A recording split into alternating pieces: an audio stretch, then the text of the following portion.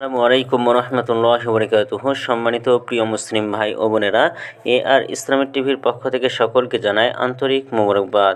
আশা করি সকলে ভালো আছেন। আমিও আলহামদুলিল্লাহ আল্লাহর রহমতে ভালো আছি। আজকে আপনাদের মাঝে আলোচনা করব বাংলাদেশে আরাফার রোজা কবে এবং কয়টি রোজা রাখতে হয়, আরাফার রোজা কবে রাখতে হয়।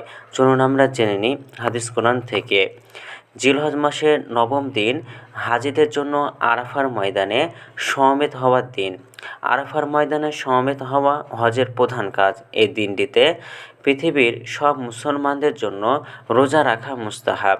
এই দিন রোজার ফজিলত সম্পর্কে আল্লাহ রসুল সাল্লাল্লাহু আলাইহি সাল্লাম বলেন, সিয়ামু ইয়াউমি আরাফাতা আহতাসিবু আলাল্লাহি আয়ু কাফিরা সানাতাল্লাতি কবলাহু ওয়া সানাতাল্লাতি বাদাহু।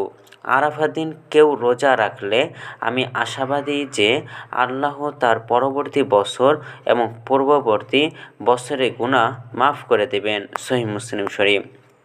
আরও বর্ণিত রয়েছে, এদিন আল্লাহ তাআলা তার অসংখ্য বান্দাকে তিনি ক্ষমা করে দেন। আয়েশা রাদিয়াল্লাহু তাআলা আনহা থেকে বর্ণিত, রাসূলুল্লাহ সাল্লাল্লাহু আলাইহি সাল্লাম বলেন, মা মিন ইয়াউমিন আকসারা মিন আইয়ু তাকাল্লাহু ফিহি আবদাম মিনান্নারি মিন ইয়াউমি আরাফাতা ওয়া ইন্নাহু লিয়াদুনু সুম্মা ইউবাহি বিহিমুল মালাইকাতা ফায়াকুলু মা আরাদা হাউলাই। আরাফার দিনের মতো আর কোনো দিন এত অধিক পরিমাণে জাহান্নাম থেকে মুক্তি দেওয়া হয় না। আল্লাহ তাআলা দুনিয়ার নিকটবর্তী হন এবং বান্দাদের নিয়ে ফেরেশতাদের কাছে গর্ব করেন। আল্লাহ বলেন, কি চায় তারা, অর্থাৎ তারা যা চায় তাই তাদেরকে দেওয়া হবে। সহিহ মুসলিম শরীফ। আরাফার রোজা কবে রাখতে হবে? চাঁদ দেখার ভিন্নতা অনুসারে যে দেশে যেই দিন জিলহজ মাসের 9 তারিখ অর্থাৎ ঈদুল আজহার পূর্ববর্তী দিন হবে, ওই দিনটি ফজিলতপূর্ণ আরাফার দিন গণ্য হয়। এই দিন রোজা রাখলে উপরোক্ত সোয়াব এবং ফজিলত লাভের আশা করা যায়।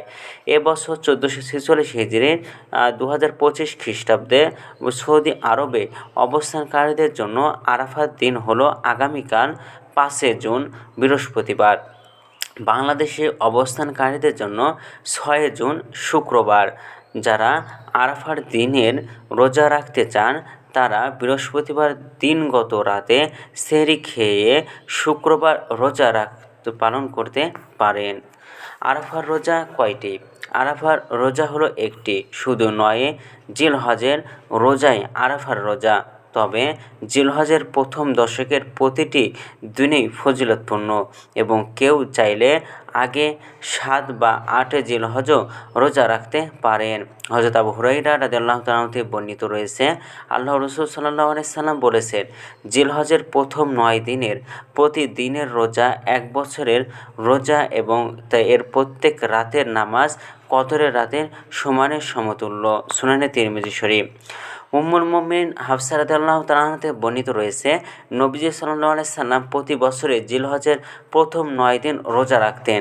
তিনি বলেন, নবীজি সাল্লাল্লাহু আলাইহি সাল্লাম কখনও 4টি আমল পরিত্যাগ করেনি। সেগুলো হলো আশুরার রোজা, জিলহজের প্রথম দশকের রোজা, প্রতি মাসে 3 দিন রোজা এবং ফজরের পূর্বের 2 রাকাত নামাজ। সুনানে নাসাই শরীফ। তো আমাদের ভিডিওটি যদি আপনাদের ভালো লাগে তাহলে অবশ্যই চ্যানেলটি সাবস্ক্রাইব করে পাশে থাকবেন। ধন্যবাদ সকলকে। আসসালামু আলাইকুম ওয়া রাহমাতুল্লাহি ওয়া বারাকাতুহু।